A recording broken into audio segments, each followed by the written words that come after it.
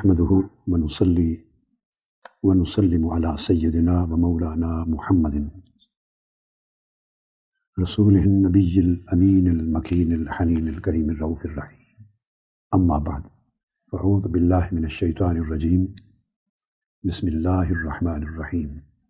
وإذا سألك عبادي عني فإني قريب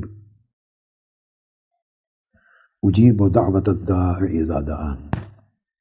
صدق اللہ مولانا العظیم. محترم مشائخ علماء کرام، معزز خواتین و حضرات، جملہ سامعین و سامعات، معتکفین و معتکفات اور دنیا بھر سے آج کی اس مبارک شب میں جو 27ویں رمضان المبارک کی شب مبارک ہے، اس مجلس میں ہمارے ساتھ شریک ہیں اپنی سماعت کے تعلق کے ساتھ. اللہ رب العزت سب کا اس مبارک رات میں جمع ہونا اور اللہ کا طالب اور سائل بن کے بیٹھنا اپنی بارگاہ میں قبول فرمائے. آج کی گفتگو جس کے لیے میں نے موضوع کا انتخاب کیا وہ ہے قرب الہی. قرب الہی کیا ہے، اس کا معنی کیا ہے، یہ حاصل کیسے ہوتا ہے، اور پھر اس کی علامتیں کیا ہیں. یہ پتہ کیسے چلتا ہے کہ کسی کو قرب نصیب ہو گیا اللہ رب العزت کا. اس سبجیکٹ کی ابتدا اس تصور کو واضح کرنے سے کرتا ہوں، وہ یہ کہ اللہ رب العزت کا قرب کیا معنی رکھتا ہے. یہ بات سمجھنے والی. آپ کو معلوم ہے کہ اللہ رب العزت جسم اور جسمانیت سے پاک ہے. اس کا کوئی حصی وجود نہیں ہے. ویسے وجود الہی ہے، وہ موجود ہے، مگر حصی مادی اس طرح کا وجود نہیں. اس سے پاک ہے جس کو ہم چھو سکتے ہیں، محسوس کر سکتے ہیں. مادی وجود جو ہوتے ہیں اور جو مادی جسم ہوتے ہیں ان کے لیے قرب اور بعد کا معنی اور ہوتا ہے. وہ آپ سمجھتے ہیں. آپ سٹیج سے قریب بیٹھے ہیں، یہ قرب ہے، کیونکہ آپ بھی مادی وجود رکھتے ہیں، سٹیج کا بھی مادی وجود ہے. آپ فلاں جگہ کے قریب ہیں. جواد حامد بریگیڈیئر صاحب کے قریب بیٹھا ہے، مادی وجود ہے. یہ فلاں سے دور ہے، لاہور گجرانوالہ سے دور ہے، راول پنڈی گجرانوالہ کے مقابلے میں اور دور ہے. ہمارے حضرت درویش صاحب تشریف لائے ہیں، افغانستان سے آئے ہیں، غزنی مزار شریف، تو وہ لاہور سے بہت دور ہے. یہ فاصلے ہیں. تو ایک قرب اور بعد ہوتا ہے مکانی، مسافت کا، فاصلوں کا. یہ ہے قرب اور بعد. تو یہ فزیکل ڈسٹینس کے ساتھ اس کا تعلق ہوتا ہے. اللہ رب العزت کی بارگاہ کی جب بات ہوتی ہے تو وہاں نہ قرب اس معنی میں ہوتا ہے اور نہ بعد اس معنی میں ہوتا ہے. اور پھر اللہ رب العزت کی ذات اقدس جہاد سے بھی پاک ہے، ڈائمینشن سے. 6 جہتیں ہیں، 6. تو سب سے پہلی جہت ہے، آپ تو عام طور پہ 4 کہتے ہیں نا، 4 جہتیں، 4 سمتیں ہیں، مگر واقعتاً 6 ہوتی. ایک آپ کے آگے، تو یہ جو آگے ہونے کی جہت اس جہت سے بھی پاک ہے. ایک پیچھے، تو پیچھے کی جہت سے بھی پاک ہے.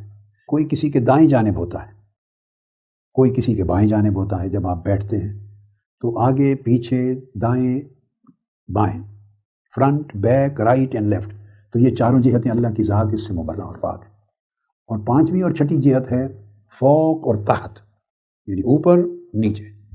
تو اوپر بھی ایک جہت ہوتی ہے. آپ کے اوپر فضا ہے، ہوا ہے، اپر سٹوری ہے، اپر بلڈنگ ہے، اوپر کی چھت ہے، بادل ہیں، یہ اوپر. تو اوپر ایک جہت ہے، اور آپ کے نیچے زمین ہے، پھر کنواں ہے، پھر اور تہ در تہ. تو فوقیت سے بھی پاک ہے، تحتیت سے بھی پاک ہے. اب جب اللہ رب العزت کی ذات ہر قسم کی جہت سے بھی پاک ہے اور قرب و بعد مکانی سے بھی پاک ہے اور فزیکل ڈسٹینس اور فزیکل کلوزنس، نیئرنس، یہ ساری چیزیں اس پر اطلاق نہیں ہوتی، تو پھر سوال پیدا ہوا کہ پھر اللہ کے قرب کا معنی کیا ہے، پھر وہ قریب کس طرح.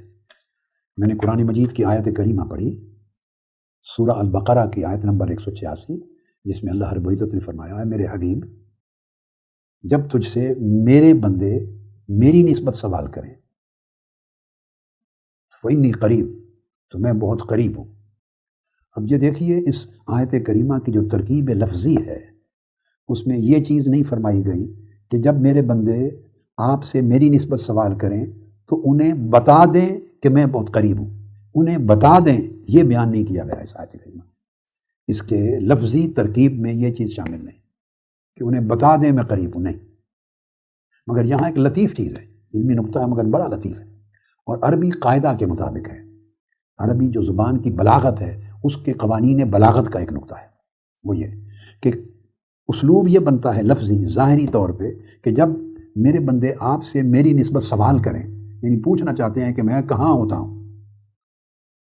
یا میں انہیں کیسے ملوں، یا وہ مجھے کیسے پائیں، میری نسبت پوچھیں، تو لفظی اسلوب یہ تقاضا کرتا ہے، انگلش لینگویج ہو، عربک ہو، اردو ہو، فارسی ہو، کوئی زبان، تو آگے دو لفظ بیان ہونے چاہیے کہ جب میری نسبت پوچھیں تو آپ انہیں بتا دیں کہ میں قریب ہوں، دور نہیں ہوں، بہت قریب ہوں۔ مگر یہ لفظ حذف کیوں کر دیے گئے؟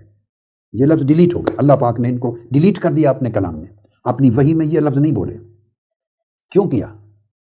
تو جو اس آیت کی بلاغیات میں سے جو نقطہ ہے وہ یہ کہ جتنے لفظ مثلا سألک عبادی انی، جب آپ سے میرے بندے میری نسبت سوال کریں، انی میری نسبت، تو یہ اینڈ پر آیا ہے، اینڈ پر غور کریں آیت کی ترکیب پر۔ یوں نہیں فرمایا اذا سألک انی عبادی کہ جب آپ سے میری نسبت میرے بندے سوال کریں، یوں نہیں فرمایا۔ ترکیب یوں فرمائی کہ جب آپ سے میرے بندے میری نسبت سوال کریں، انی میری نسبت، اللہ پاک نے اپنی بات فرما دی کہ میرے بارے میں میرے حوالے سے سوال کریں۔ یہاں پر یہ پہلا ٹکڑا ختم ہو گیا۔ اب اگر یہ فرما دیا جاتا کہ انہیں بتا دیں کہ میں قریب ہوں، تو پھر دو تین لفظ جو درمیان میں آتے، ان دو لفظوں کی وجہ سے انی میری نسبت، اللہ کے ذکر اور اللہ کی قربت کے بیان میں فاصلہ آ جاتا، گیپ آ جاتا، ان لفظوں کا اضافہ ہوتا تو ایک مسافت آ جاتی۔ انی میری نسبت سوال کریں، میں قریب ہوں، ان دو اجزاء کے درمیان ایک فاصلہ آ جاتا۔ چونکہ اللہ رب العزت یہاں اپنے قریب ہونے کی بات فرما رہے ہیں، لہٰذا تذکرہ قرب میں دو لفظوں کا باہمی فاصلہ بھی گوارا نہیں کیا کہ آپ انہیں بتا دیں، انہیں بتا دیں، اس کو بھی حذف کر دیا کمال درجے کی قربت کا بیان کرنے کے لیے۔ تو اب دیکھیں جملے کا پہلا حصہ ختم ہو رہا ہے وَإِذَا سَأَلَكَ عِبَادِي عَنِّي، اور جب آپ سے سوال کریں میرے بندے میری نسبت، فَإِنِّي قریب، میری نسبت تو میں بہت قریب ہوں۔ پہلا ٹکڑا ختم ہوا کہ میری نسبت، اور اگلا ٹکڑا شروع ہوا میں بہت قریب ہوں۔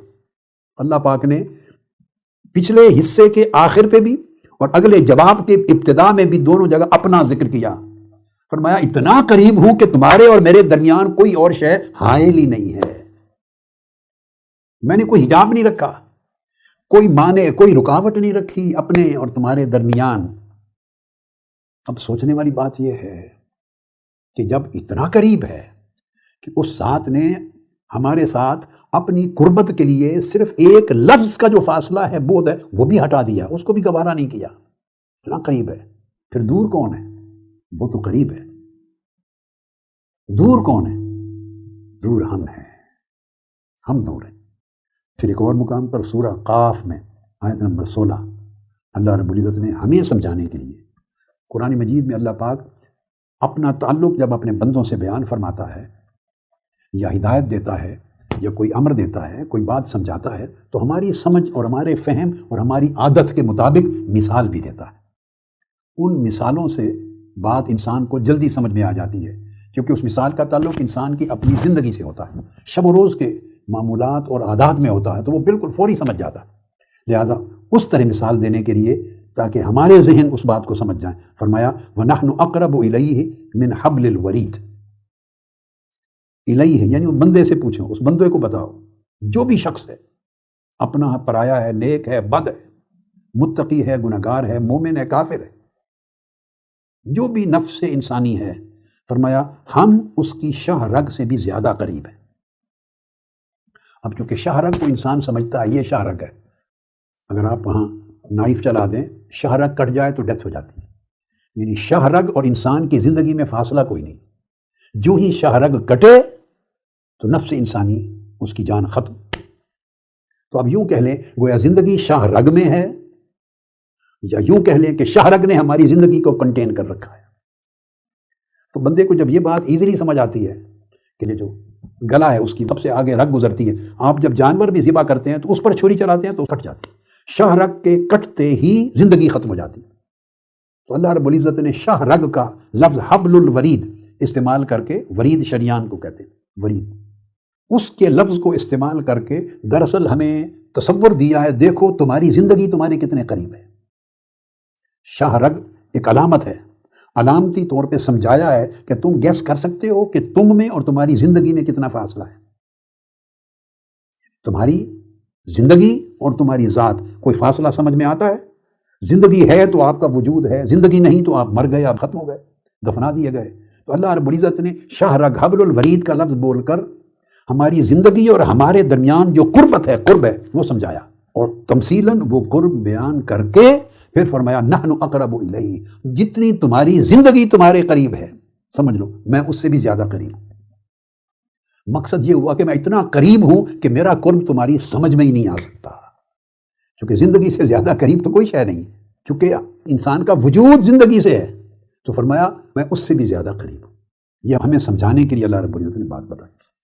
پھر قرب کو سمجھانے کے لیے حدیث پاک میں حضور نبی اکرم صلی اللہ تعالیٰ علیہ وآلہ وسلم نے بھی تمثیل دی ہے، مثال دی، اور مثال دی ہے حدیث قدسی کی زبان میں، یعنی اللہ رب العزت کے کلمات ہیں، اور حضور علیہ الصلوۃ والسلام نے امت کو روایت کی ہے، ارشاد گرامی اللہ کا ہے، حدیث قدسی، وہ بھی بطور مثال دیا ہے۔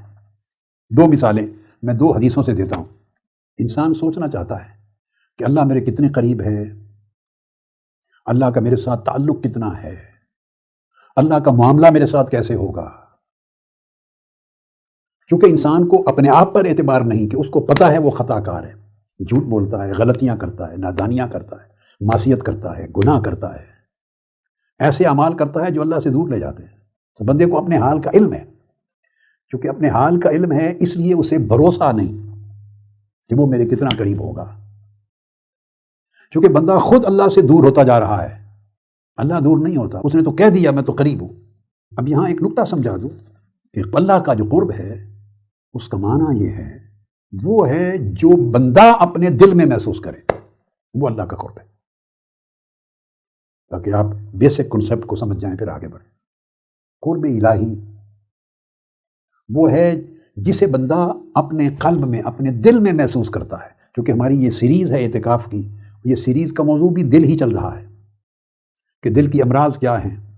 دل مریض ہوتا ہے تو اللہ سے دور ہوتا ہے، اور دل قلب سلیم ہوتا ہے تو اللہ کے قریب ہوتا ہے۔ یہ قرب و بعد ہم کرتے رہتے ہیں، کبھی ہم دور ہوتے ہیں اور کبھی ہم قریب ہوتے ہیں، گناہوں سے، نافرمانیوں اور معاصی سے دور ہو جاتے ہیں، اور طاعات اور عبادات اور نیکیوں سے قریب ہوتے چلے جاتے ہیں۔ تو قرب الہی کیسے ہوتا ہے؟ فرمایا قرب الہی وہ حال ہے جو بندہ اپنے دل کی آنکھ سے دیکھتا ہے کہ میں مولا کے کتنے قریب ہوں، تو مجھے اللہ کے قریب ہونے پر کیا کیفیت نصیب ہو رہی ہے۔ اور بندہ جب کسی بڑے کے قریب ہوتا ہے تو اتنا حیا ہوتا ہے، اس کو اتنا ادب ہوتا ہے، اس کی اتنی جھجک ہوتی ہے، اس کا اتنا ڈر ہوتا ہے۔ تو یہ میں اپنے دل سے دیکھتا ہوں، میرا دل دیکھتا ہے کہ میں کتنا قریب ہوں۔ اگر تو میں بے حساب حیا کرتا ہوں اللہ کا، بہت حیا ہے، ڈر لگتا ہے کہ کہیں خطا نہ کر بیٹھوں، اگر دل بہت خائف ہے کہ کہیں معصیت گناہ نہ کر بیٹھوں، اگر دل ڈرتا ہے کہ کہیں اسے ناراض نہ کر بیٹھوں، تو جو آپ کے قلب کی کیفیت ہے، اس کے خوف کی، اس کی خشیت کی، اور اس کے حیا کی، اور اس کے ادب کی، اور اس کے حکم کے احترام کی، اور اس کی چاہت کی، اور اس کی محبت کی، جتنی طلب، احساس، حیا آپ فیل کرتے ہیں، سمجھ لیں آپ اتنے قریب ہیں۔ اور جو وہ حیا آپ کا کم ہوتا چلا جاتا ہے، سمجھیں آپ اللہ سے اتنا دور ہو گئے۔ آپ کو جو دل خوف نہیں پاتا اتنا دور ہو گئے، اللہ کے اوامر احکام کو توڑنے کا کوئی خوف اور دل پہ اثر نہیں ہوتا، سمجھیں اتنا دور ہو گئے۔ تو یہ ہمیں جتنی طاعات کثرت سے ہوتی ہیں اور اللہ کی نافرمانی پر جتنا حیا زیادہ آتا ہے اور آدمی اس حیا کی وجہ سے ڈرتا ہے، یہ علامت ہے اس بندے کے لیے کہ وہ اللہ کے قریب ہے، ورنہ اللہ تو قریب ہے ہی، وہ تو دور ہوتا ہی نہیں کسی سے۔ ہم نے فاصلے طے کرنے ہیں، نیک اعمال، اعمال بر اور اعمال طاعت، اور اللہ کے حیا کو سامنے رکھ لیں، دل جتنا یہ کیفیت اور حالت محسوس کرے اتنا بندہ اللہ کے قریب۔ اب یہاں پر حدیث پاک دے دیتا ہوں جس میں آقا علیہ السلام نے ایک اور مثال دی۔ قرب الہی کی۔ حضرت ابو ہریرہ رضی اللہ تعالیٰ عنہ سے مروی ہے، متفق علیہ حدیث ہے، اللہ رب العزت نے فرمایا یقول اللہ تعالیٰ انا عند ظن عبدی بی، میرا بندہ میرے بارے میں جیسا گمان کرتا ہے میں وہی معاملہ کرتا ہوں اس کے ساتھ۔ میرے بارے میں جو سوچتا ہے اللہ کا بندہ، اللہ پاک نے فرمایا میں اس کے ساتھ وہی معاملہ کرتا ہوں۔ وہ جتنا میرے قریب ہونا چاہتا ہے میں اس کے اسی طرح قریب ہوتا ہوں، حتیٰ کہ فرمایا وَأَنَا مَعَهُ إِذَا ذَكَرَنِي، جب وہ مجھے یاد کرتا ہے، ذکر کرتا ہے تو جان لے کہ میں اس کے ساتھ ہوں۔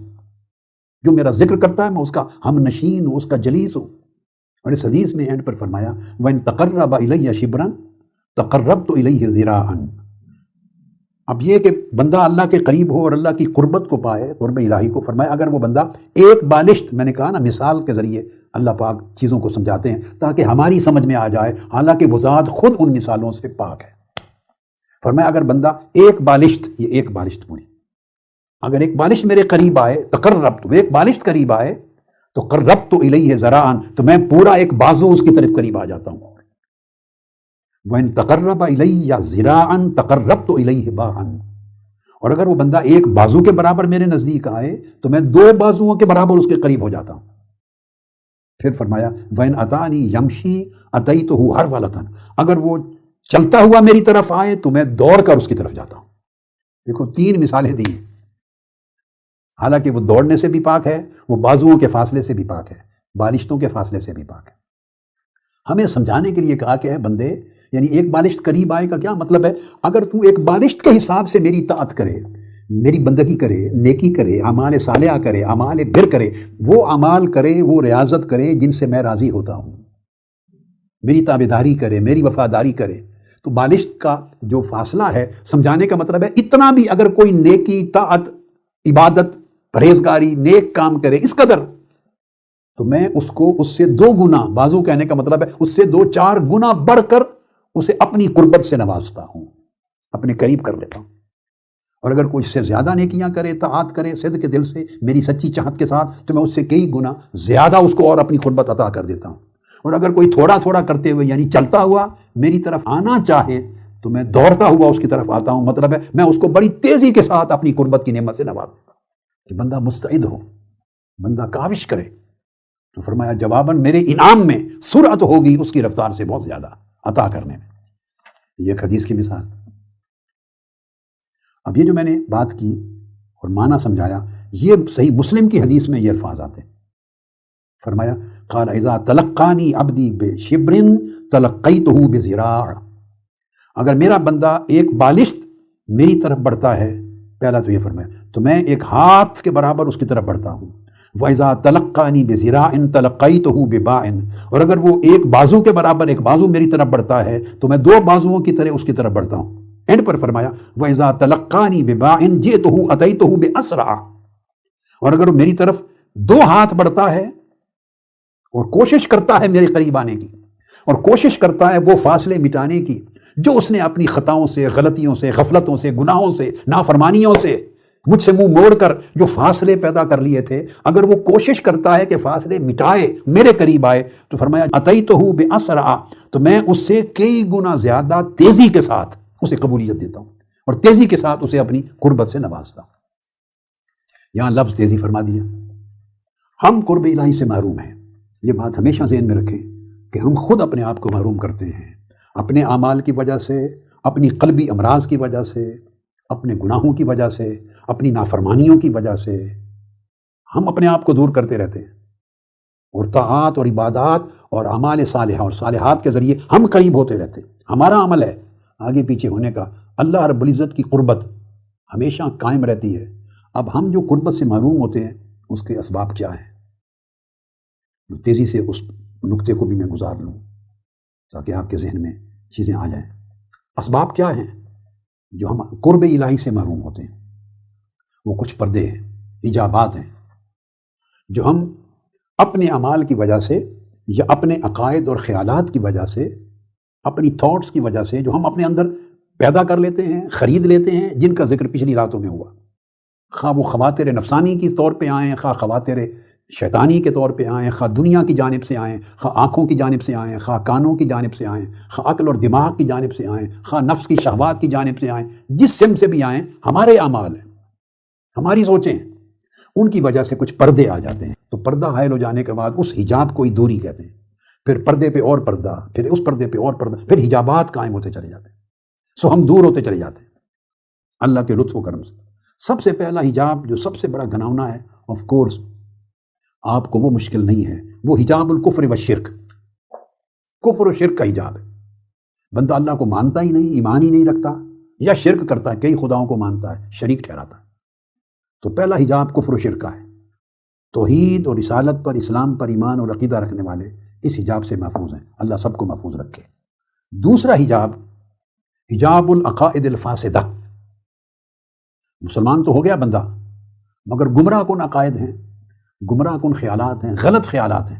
اب مسلمان ہو گیا تو اسلام کے دائرے میں آ جانے کے باوجود بھی تو دین کے حوالے سے، اپنی ذات کے حوالے سے، احکام الہیہ کے حوالے سے، قرآنی اور اسلامی تعلیمات کے حوالے سے بے شمار خیالات، نظریات، افکار، تھاٹس، آئیڈیاز ہوتے ہیں نا، وہ ہمارے عقائد پختہ ہو جاتے ہیں. وہی خیال جب پختہ ہو جاتا ہے، نظریہ، تو عقیدہ ہو جاتا ہے. تو گمراہ کن غلط عقائد، غلط خیالات اور غلط نظریات، یہ بہت بڑا حجاب ہے کفر و شرک کے بعد. یہ حجاب ہے بندے کو اللہ سے دور کر دیتا ہے، کیونکہ اس نے خود ساختہ غلط خیالات گڑے ہوئے ہیں. وہ خیالات صحیح نہیں ہیں، باطل ہیں، قرآن مجید کی تعلیمات کے مطابق نہیں، حدیث نبوی کے مطابق نہیں، آقا علیہ السلام کے فرمودات کے مطابق نہیں. اسلام کا جو تصور دیا ہوا ہے ان سے ہٹ کر اس کے تصورات ہیں. اس نے کہاں سے لیے ہیں؟ وہ اسکول سے لے آیا ہے، بچہ ہے، بچی ہے، وہ کسی لٹریچر سے لے آیا ہے، وہ ٹی وی سے لے آیا ہے، وہ سیل فون سے لے آیا ہے، سوشل میڈیا کے ذریعے آیا ہے. ہم خود سارا دن کئی دروازے کھولے ہوئے ہیں جہاں سے غلط خیالات، غلط نظریات اور غلط تصورات آتے ہیں، اور وہ ہمارے ذہنوں میں جم جاتے ہیں. ہم سمجھتے ہیں کہ یہ حقیقت ہے، اتنا جم جاتے ہیں کہ ہم اس میں بلیو کرتے ہیں کہ یہ اس طرح حقیقت ہے. وہ عقائد کی طرح بن جاتے ہیں. اس لیے عقائد باطلہ یا عقائد فاسدہ ہو گئے تو وہ بھی اس طرح انسان بھٹک جاتا ہے نظریاتی طور پر. تو یہ دوسرا حجاب ہے. تو کافر و مشرک تو نہیں ہے، مسلمان ہے، مگر مسلمان ہوتے ہوئے غلط خیالات کو اتنا جما لیا ہے کہ اللہ سے دور ہو گیا، اس نے حجاب ڈال دیا. اس کے بعد تیسرا حجاب آتا ہے، وہ حجاب الکبائر الباطنہ، باطنی گناہ، اور گناہ بھی باطنی بڑے گناہ.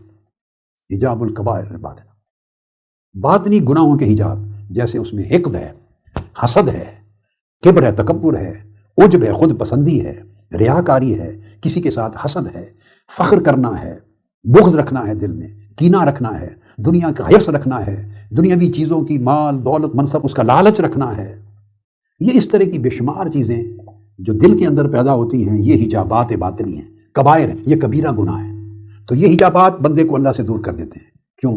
کہ اللہ کی قربت کا احساس تو ہونا تھا دل میں، مقام قربت الہیہ کو پانے کا، قربت الہیہ کو دیکھنے کا، قربت الہیہ کے شعور کا، قربت الہیہ کو محسوس کرنے کا، پھر قربت الہیہ کی لذتوں اور حلاوتوں کے پانے کا. یہ مقام تو دل تھا، اور دل بھر گیا ان غلاظتوں کے ساتھ، باطنی گناہوں کے ساتھ. اور یہ سارے گناہ بندے کے لیے ہیں. جو اللہ کے لیے تھے وہ اوپر گزر گئے، دو قسمیں. اب یہ سارے جو پرابلمز ہیں، ڈیزیزز ہیں، امراض ہیں، یہ تو وہ امراض ہیں جو بندوں سے ریلیٹڈ ہیں. تو بندے کے ساتھ اپنے دل میں بغض، حسد، کینہ، کبر، عجب، فخر، حرص، یہ ساری دنیا کے ساتھ رکھتا ہے تو حجابات پہ حجابات کھڑا کرتا جاتا ہے، اور یہ دل کے اوپر حجابات ہیں، اللہ سے دور ہو جاتا ہے. پھر چوتھی قسم ہے حجاب الکبائر الظاہرہ، جو ظاہری گناہ ہیں، ان میں کبیرہ گناہ، یہ قتل نفس ہے، بدکاری ہے، والدین کی نافرمانی ہے، سارے محرمات جن کو اللہ اور اس کے رسول نے حرام قرار دیا، یہ کبائر جو گناہ ہے، کبائر ہیں. تو وہ ان ظاہری کبیرہ گناہوں کا حجاب جو آدمی ان کو مرتکب کرتا ہے، حرام کھاتا ہے، حرام بات کرتا ہے، محرمات ہیں، تو ان کے حجابات پیدا ہوتے ہیں، وہ بندے کو اللہ کے قریب نہیں ہونے دیتے. پانچواں حجاب ہے حجاب الصغائر من الذنوب. پہلے حجاب الکبائر، کبیرہ گناہوں کے حجاب، پھر اس کے بعد اس سے چھوٹا صغائر کا حجاب. سینکڑوں قسمیں ہیں گناہوں کی، ہر وہ کام جو اللہ اور اس کے رسول کے دیے ہوئے طریق سے ہٹ کر اس کے خلاف ہے، صغائر. آپ کا عمل ہے، کسی کا دل توڑ دیا، کوئی غفلت ہو گئی، زیادتی کر دی، اونچ نیچ کر دی، معاملے میں کمی بیشی کر دی، حقوق کی ادائیگی میں، بڑوں کے احترام میں، چھوٹوں کی شفقت میں، حساب کتاب میں، یہ سارے اتنے صغائر ہیں اور کبائر کے نیچے چھپے ہوئے جن کا انسان کو ادراک نہیں ہے. تو یہ ہر صغیرہ گناہ ایک پردہ پھر ایک اور پردہ حائل کرتا چلا جاتا. اور یہ گناہ کبائر ہوں یا صغائر، کثرت سے عبادات بھی کرتے رہیں تو سمجھ لیں عبادات کثرت سے کرنے اور توبہ کرنے سے اس کے عذاب میں تخفیف یا کمی یا چھٹکارا تو ہو سکتا ہے، مگر جب تک یہ ترک نہ ہو اس وقت تک جو حجاب پڑ گیا تھا وہ ختم نہیں ہوتا۔ حجاب ختم کرنے کے لیے ان تمام چیزوں کا ترک کرنا ضروری ہے۔ یہ 5 حجابات ہوئے، یہ قلب کے وہ امراض اور وہ حالات ہیں اور وہ رذائل ہیں جو حجابات بن کر بندے کو قرب الہی سے محروم کرتے ہیں۔ اب 6ٹھی قسم بڑی عجیب، وہ حجاب الفضلات والتوسع فی المباحات۔ اب 6ٹھی قسم وہ ہے جو کبیرہ گناہ بھی نہیں ہے، صغیرہ گناہ بھی نہیں ہے اور باطنی گناہ بھی نہیں ہے، گناہ کے زمرے میں نہیں آتے، مگر فضول چیزیں شریعت کی روح سے ٹیکنیکلی سپیکنگ مباح ہیں، ان کے کرنے سے گناہ نہیں، نہ ثواب ہے نہ گناہ ہے، مگر اتنی بیکار چیزیں ہیں، وہ بیکار لغو کام جو انسان کرتا رہتا ہے، تو اس بیکار اور لغو چیز کا جو گناہ نہیں بھی وہ بھی چھوٹا سا ہلکا ہلکا حجاب ڈالتی رہتی، کیونکہ اوقات ضائع ہوتے ہیں۔ اس وقت میں بندہ کوئی نیکی کا کام کر لیتا، کوئی سچائی کر لیتا، کوئی بھلائی کر لیتا، کسی پر احسان کر لیتا، بچوں کی خدمت کر لیتا، بہن بھائیوں کے ساتھ بھلائی کر لیتا، اللہ کی کسی اور مخلوق کی بھلائی کر لیتا، کوئی مطالعہ کر لیتا، کچھ اور کرتا جس میں کسی قسم کی برائی کی طرف نہ جاتا کوئی معاملہ۔ تو وہ فضول چیزیں ہیں اور مباح ہیں، مگر وقت کا ایسا ضیاع ہے کہ کثرت کے ساتھ وہ کرتے کرتے کرتے حجابات بن جاتے ہیں۔ جس کو ہم کہتے ہیں میں ذرا فلاں کے ساتھ گپ شپ لگانے کے لیے بیٹھے تھے، تو گھنٹوں گپ شپ لگانے کے لیے بیٹھتے ہیں، یہ حجابات بن جاتے ہیں۔ 6 قسمیں ہو گئی۔ اب 7ویں قسم یہ بڑا باطنی حجاب ہے، حجاب الغفلت عن الاستحضار۔ غفلت عن الاستحضار یعنی آپ ذکر کریں، تسبیح کریں، عبادت کریں، اس کے اندر بھی ایک حجاب ہو سکتا ہے، کیونکہ جو کچھ کر رہے ہیں دل غافل ہے اس میں۔ وَلَا تُطِعْ مَنْ أَغْفَلْنَا قَلْبَهُ عَنْ ذِكْرِنَا، تسبیح کرتے ہیں مگر دل اس تسبیح کے ساتھ نہیں ہے۔ تو دل کی جو غفلت ہے اور استحضار سے، یعنی عبادت کر رہے ہیں مگر اللہ کے حضور حاضر نہیں ہے، سوچ اور دل جمی نہیں ہے۔ آپ پکار رہے ہیں نماز میں اور دعا میں اللہ پاک کو، مگر پکارتے ہوئے اسے سامنے نہیں دیکھ رہے اپنی قلب کی نگاہ سے، ایسے فیل نہیں کر رہے کہ میں اس سے بات کر رہا ہوں، میں اس کو سنا رہا ہوں، اس کے حضور کھڑا ہوں، اس کی بارگاہ میں سجدہ ریزی کر رہا ہوں، گڑ گڑا رہا ہوں۔ یہ جو کنسپٹ حضوری کا ہے اس سے محروم ہوتا ہے، یہ غفلت ہے دل کی، اس کا بھی حجاب ہوتا ہے۔ یہ 7 قسموں کے حجاب میں نے بیان کیے، 7 قسموں کے، یہ 7 حجابات ایسے ہیں، اور ایک ایک حجاب کے اندر پھر بے شمار اعمال اور افعال ہیں، ایک ایک حجاب کے اندر بہت سے افعال آ جاتے ہیں۔ یہ ایسے ہیں کہ یہ حجابات بندے کو قرب الہی سے محروم کرتے ہیں، اللہ سے دور کر دیتے ہیں، پھر اس کے نقصانات ہو جاتے ہیں۔ اور یہ 7 حجابات جب پڑھتے ہیں انسان کے دل پر تو ان کے چینل 4 ہیں، میں پھر ریپیٹ کر دوں۔ کون سے دروازے ہیں جن سے وہ اسباب داخل ہوتے ہیں ان حجابات کے لیے، ان پردوں کے لیے؟ وہ 4 دروازے ہیں جن سے داخل ہوتے ہیں، کوئی گناہ، کوئی خیالات، کچھ خواہشات، کچھ شہوات، کچھ تمنائیں، کچھ سوچیں، کچھ تصورات، کچھ نظریات، وہ 4 راستوں سے داخل ہوتے ہیں۔ یہ 4 چیزیں سبب بنتی ہیں، 4 چیزیں سبب بنتی ہیں ان حجابات کے قائم کرنے کی۔ ایک عنصر نفس ہے، انسان کا اپنا نفس ہے اپنے اندر، ایک شیطان ہے، 2 شیطان، ایک خواہش ہے، ایک دنیا ہے۔ پھر ریپیٹ کر دیتا ہوں کیونکہ آگے مضمون کو لے کے جانا ہے میں نے۔ صرف نفس ایک مقام ہے جہاں سے جو اس کا عنصر، عناصر اربع بتا رہا ہوں، دوسرا شیطان ہے، تیسرا ہوا و خواہش ہے، چوتھی دنیا۔ یہ 4 عناصر ہیں جو سبب بنتے ہیں بندے کو محروم کرنے کے، اللہ رب العزت کی قربت سے محروم کرتے ہیں۔ یہ عناصر اور یہ اسباب ہو گئے، حجابات ہو گئے جو قرب سے محروم کرتے اور دور کرتے ہیں۔ اب اگلا سوال پیدا ہوگا، اب کچھ ایسے عناصر اور ایسے اسباب جو قرب عطا کریں، جو بندے کو قرب الہی کی طرف لے جائیں، دوری ختم کریں، تو ہاں اب یہ سبجیکٹ میں نے زندگی میں جتنا کچھ دیکھا، پڑھا، سوچا، سمجھا، برتا، عمل کیا، مشاہدہ کیا، مطالعہ کیا، سب کا خلاصہ یہ ہے، سارے اعمال کچھ نہ کچھ خیر دیتے ہیں۔ ہر عمل کی ایک اپنی نوعیت ہوتی ہے، اس کا ایک اپنا جوہر ہوتا ہے، اس کا ایک اپنا اثر ہوتا ہے، اور وہ اثر آپ کو کچھ نہ کچھ آگے کرتا ہے، کچھ نہ کچھ دیتا ہے۔ مگر ایک عمل ایسا ہے جو سب سے زیادہ مجرب ہے آپ کو مقرب کرنے کے۔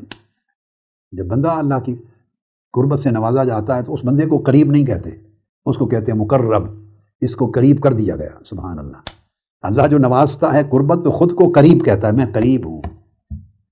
مگر جس بندے کو قربت عطا کی جاتی ہے تو بندے کو قریب نہیں کہتے، بندے کو کہتے ہیں یہ مقرب ہے اللہ کی بارگاہ میں، یہ اللہ کا مقرب ہے، یعنی اس کو قرب عطا کر دیا گیا ہے، اس کو قرب سے نوازا گیا ہے۔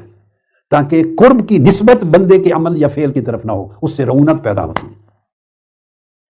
تو لفظ مقرب کا استعمال کرنا اٹ سیلف دلالت کرتا ہے کہ بندہ سب کچھ سرنڈر کرتا ہے، کہتا ہے میں کچھ نہیں ہوں، میرا کوئی عمل باعث نہیں بنا، تو سب سے پہلے بندہ سرنڈر کر دیتا ہے۔ اور خود کو اللہ کے حضور سرنڈر کرنا کہ کسی چیز کو، نیکی کو اون نہ کرنا، کسی چیز کا سبب اپنی طرف منسوب نہ کرنا، اس ٹائٹل کو بھی اپنے پاس سے ہٹا دینا کہ میں قریب ہوں، کسی بندے کو اجازت نہیں کہے میں قریب ہوں، نہ کسی اللہ کے بندے نے کہا، یہ اللہ کا حق ہے، وہ جس کو قرب سے نوازتا ہے اس کے لیے مفعول کا صیغہ دیتا ہے کہ یہ مقرب ہے، اس کو قرب عطا کر دیا گیا، اس کو قربت سے نواز دیا گیا۔ اور یہ جو نقطہ ہے یہ ادب ہے۔ میں نے دیکھا ہے اور آپ کو نچوڑ بتا رہا ہوں، سارے اعمال فائدہ دیتے ہیں مگر قرب الہی کی طرف جو سفر ہے اس کی ابتدا ادب سے ہوتی ہے۔ ادب جیسا کوئی عمل نہیں جو قرب الہی کی طرف لے جائے۔ قرب کا پہلا دروازہ ادب ہے۔ بولیے، کہیے اپنی زبان، قرب کا پہلا دروازہ ادب ہے، اور سری طریق، سری سفر ادب طے کرواتا ہے قرب الہی کی طرف۔ یہاں سورہ اعراف میں اور ایک اور مقام پر قرآن مجید میں آتا ہے، مشہور واقعہ ہے فرعون کا اور موسیٰ علیہ السلام کا۔ اس میں جادوگروں کو جب بلایا گیا، موسیٰ علیہ السلام کو معاذ اللہ شکست دینے کے خیال سے، فرعون چونکہ پریشان تھا، اس نے پورے ملک کے چوٹی کے جادوگروں کو بلایا۔ جب سارے جادوگر آ گئے تو فرعون نے ان سے ایگریمنٹ کیا کہ تم اپنے جادو کا سکہ جما دو اور ایسا جادو چلاؤ کہ حضرت موسیٰ علیہ السلام کے لیے کہا کہ یہ شکست کھا جائیں اور شکست کھا کے یہاں سے نکل جائیں، چھوڑ کے جانا پڑے، بھاگ جائیں۔ پورا دربار سج گیا، پورے میدان میں لوگ جمع، عمرا، وزراء، مشیر، ہیڈز ڈپارٹمنٹس کے سارے بڑے بڑے طاقتور تاجر، دنیا جمع ہو گئی کہ آج منظر ہے کہ پورے مصر کے چوٹی کے جادوگر جو ماہر تھے اپنے فن کے، وہ آ گئے ہیں، اور یہ اکیلا تنہا موسیٰ علیہ السلام ایک ہیں، تو سب کو یقین تھا کہ آج ان کو شکست ہو جائے گی۔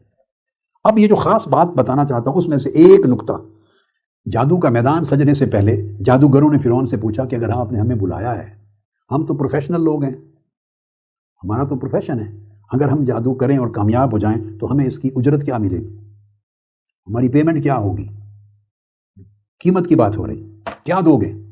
قرآن مجید میں اعوذ باللہ من الشیطان الرجیم، وجاء السحرۃ فرعون قالوا ان لنا لاجرا ان كنا نحن الغالبین۔ جادوگر سارے فرعون کے پاس آئے اور انہوں نے کہا یقیناً ہمارے لیے کچھ اجرت ہونی چاہیے، کچھ قیمت، اجرت، معاوضہ ہونا چاہیے اگر ہم غالب آ جائیں، اگر ہم جیت جائیں تو آپ کی سلطنت بچ گئی، آپ کا دشمن مارا گیا، تو ہمارے لیے اجرت کیا ہوگی؟ اس نے آگے جواب دیا، قال نعم، فرعون نے کہا ہاں بالکل، اگر تم غالب آ جاؤ، میرا مقصد پورا ہو جائے تو تمہیں اجرت ملے گی۔ کیا؟ وَإِنَّكُمْ لَمِنَ الْمُقَرَّبِينَ، فرعون کے منہ سے نکلا کہ تم مقربین میں شامل ہو جاؤ گے، مقرب بنا دیے جاؤ گے، مقرب، سمجھ گئے نا بات، تمہیں قرب مل جائے گا۔ اب قرآن مجید کے الفاظ میں اللہ پاک نے آگے یہ تصریح نہیں کی، اس نے یہ نہیں کہا کہ میرے مقرب بن جاؤ گے، میرے دربار میں تمہیں اتنا قرب مل جائے گا، یہ اگلا لفظ نہیں بولا۔ عرفاء کہتے ہیں، بہت کم جن کا ذہن اس طرف گیا ہے، زیادہ تفسیروں میں بات نہیں ہوئی اس موضوع پر، تو وہ عرفاء اللہ والے کہتے ہیں کہ اللہ پاک نے اس کی زبان سے یہ بات ہے، کلمہ حق تا زبان سے نکلوا دی، اس کو خیال نہیں رہا میں کیا کہہ رہا ہوں، یہ ممکن ہے اس کے ذہن میں اپنا دربار ہوگا مگر لفظ نہیں بولا اپنی زبان سے، اللہ کے ہاں کچھ اور مقصود تھا، تو اس نے کہا کہ ہاں تم مقربین میں سے ہو جاؤ گے، مقرب ہو جاؤ گے، ایگریمنٹ ہو گیا۔ اس کے بعد میدان میں آ گئے آمنے سامنے۔ اب جادوگروں نے یہاں گفتگو کی موسیٰ علیہ السلام سے، عرض کیا، قالو، ان جادوگروں نے کہا، یا موسیٰ، اے موسیٰ، اما ان تلقیا و اما ان نکون نحن الملقین۔ جادوگروں نے کہا، اے حضرت موسیٰ، یا تو آپ جو چیز ڈالنا چاہتے ہیں یا آپ ڈالیں، آپ آغاز کریں، یا ہم ہی پہلے ڈالنے والے بن جائیں۔ اب یہ جو پوچھنا ہے، وہ جادوگر تھے، وہ تو ہرانے کے لیے آئے تھے، شکست دینے کے لیے آئے تھے، غلبہ پانے کے لیے آئے تھے، فرعون کے بلاوے پر وہ تو بطور دشمن سامنے کھڑے تھے، تو دشمن تو اپنا دیکھتا ہے کہ کس طرح کا وار میرے لیے بینیفیشل ہے، مگر انہوں نے یہاں ادب کیا۔ یہ جملہ غیر مسلم تھے، ابھی کافر تھے، جادوگر تھے، کافر تھے، مگر کافر ہو کر بھی موسیٰ علیہ السلام کا حیا کیا، اور حیا کیا، ادب کیا، اس حیا اور ادب میں پروٹوکول کا خیال کیا، پروٹوکول کا، ان کے بڑے ہونے کا خیال کیا، آپ جو بھی معنی لے لیں، ان کے بڑے ہونے کا خیال کیا، بزرگ ہونے کا خیال کیا، ادب کیا، حیا کیا، اور ان سے پوچھا کیا آپ پہلے ڈالتے ہیں جو چیز بھی آپ نے ڈالنی ہے؟ اور اگر آپ نہیں ڈالتے تو پھر کہا ان نکون نحن الملقین، یہ بھی نہیں کہا کہ پھر ہم ڈالتے ہیں، نہ، کہا یا آپ اپنی چیز ڈالیں، اور پھر یوں نہیں کہا یا پھر اگر آپ نہیں ڈالتے تو ہم ڈالیں، ہم ڈالیں یہ نہیں کہا یا ہم پہلے ڈالنے والوں میں ہو جائیں، ہم پہلے ڈالنے والے بن جائیں، ہم پہلے ڈالنے والے بن جائیں، یہ اس بات کی طرف اشارہ تھا کہ پھر مجبوراً ہمیں ڈالنا ہوگا اپنی اپنی چیزوں کو، یا آپ پہلے ڈال دیں۔ تو ان کو جو آفر کی کہ پہل آپ کریں، یہ ان کا حیا اور ادب تھا۔ اس ادب اور حیا کے نتیجے میں وہ شکست کھا گئے مگر مومن ہو گئے، اللہ پاک نے ان کو ایمان کی دولت سے نوازا۔ قال القوا، موسیٰ علیہ السلام نے فرمایا تم ڈالو جو ڈالنا چاہتے ہو اپنی رسیاں۔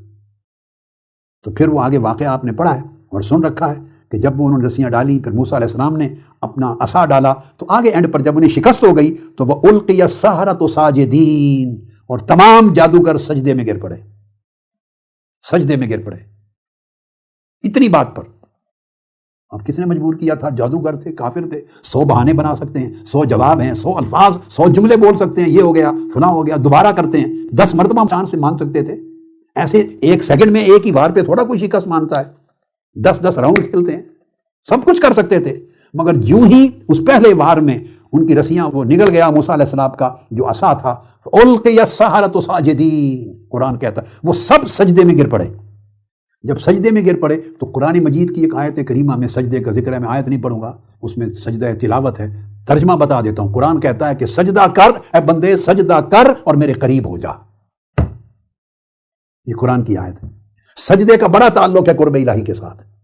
جو بندہ جتنی زیادہ سجدہ ریزی کرتا ہے اس کے لیے قرب الہی کے دروازے اتنے کھلتے ہیں اور قرب اتنا آسان ہوتا ہے۔ سجدہ جڑا ہوا ہے بارگاہ قربت الہیہ کے ساتھ، سجدہ کر قریب ہوگا۔ اب دیکھیے یہاں قرآن مجید نے لفظ چنا ہے اور ان سے کروایا، ورنہ ویسے ہینڈز اپ کر دیتے، کہتے کہ ہم مان گئے، ایمان لے آتے ہیں، نہیں، سجدے میں گر گئے۔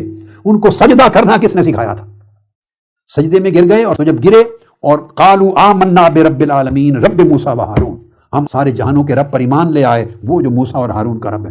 پھر فرعون ان کے ساتھ مخاطب ہوا کہ تمہیں مار دوں گا، ہاتھ پاؤں کاٹ دوں گا، پھانسی دے دوں گا، وغیرہ وغیرہ۔ مگر اب یہاں سے جو نقطہ بتانا چاہتا ہوں، وہ کون سا عمل تھا جس نے ایک لمحہ میں ان کافر جادوگروں کو مومن بنا دیا؟